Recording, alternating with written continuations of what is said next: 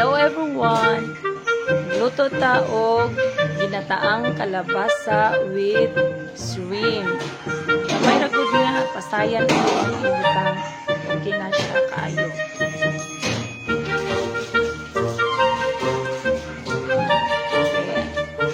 Moni ang ako ang ingredient.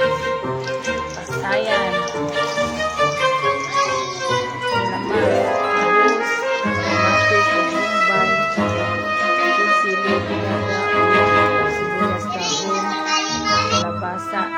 Puno sa lubing. Una, ato usang lutuon ang pasayan. Kung basahon, salamang ahos, kamatis, o kasimban.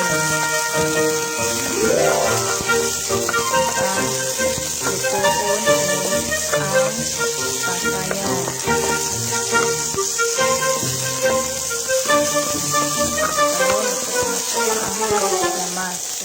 Ilunod ang pasayan.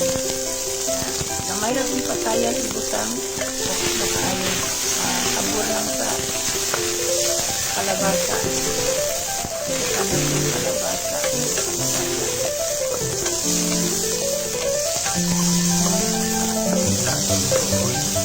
Mahuman na siya kung maluto na ni ang ato ang pasayan. Maglata taog o ato tong latan ang kalabasa. Dutay lang ang tubig. Malataan na siya.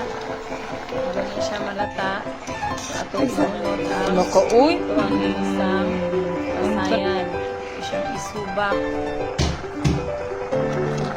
Timpla sa ito ang kalabasa. Usa na to na siya butangan kung puno aso. Ato usang latan. Ayaw ang kalabasa. Ibig siya ng dugmo. Mas mali.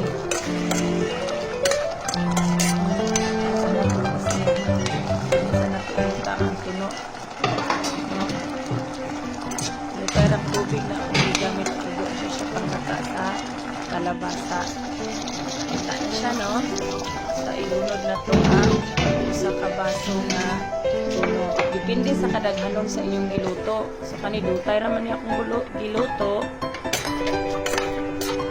Good for, ano din siya, 5 persons. Sara kabasong puno ako ang gitang. So, ato sana siyang pabukalon. Palbukal na maayo. Usa na to siya timplahan.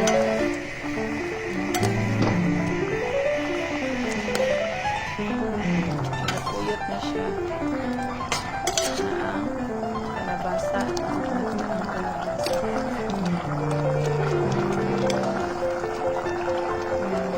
Timplahan ko asin. May lang asin. Para siya masabog.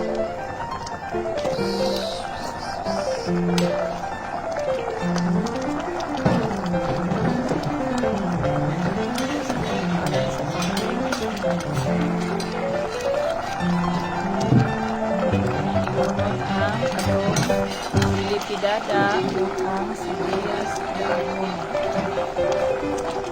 Kasi kami kayo na gamot ay nang ang pilipidada sibuyas dahon. Isang kayo sa nakuha na unon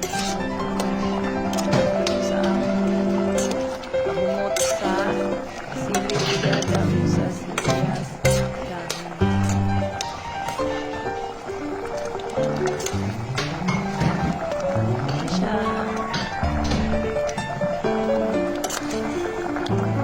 sabor ako ng pasayan. Mulay pasayan, okay na po siya. Lamig ang ko kaayo basta naagod siya tuno ang kalabasa. Pwede ko na itong subak pinilitong isda. Ito na. Ready na na siya. Nato kaunon sa pamahaw. Na ay sobra, pwede pa na ito kaunon sa palikod. Pwede pa ni hapon na daot na na siya.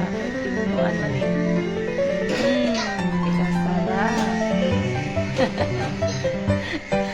Sarap sa tinunuang kalabasa nga ay pasayan. Mayroong subak kay mahal ang pasayan. Sobra ron ang pasayan. Hindi subak. Yung kabulok pasayan. Nagman. So, next na kayo. Salamat.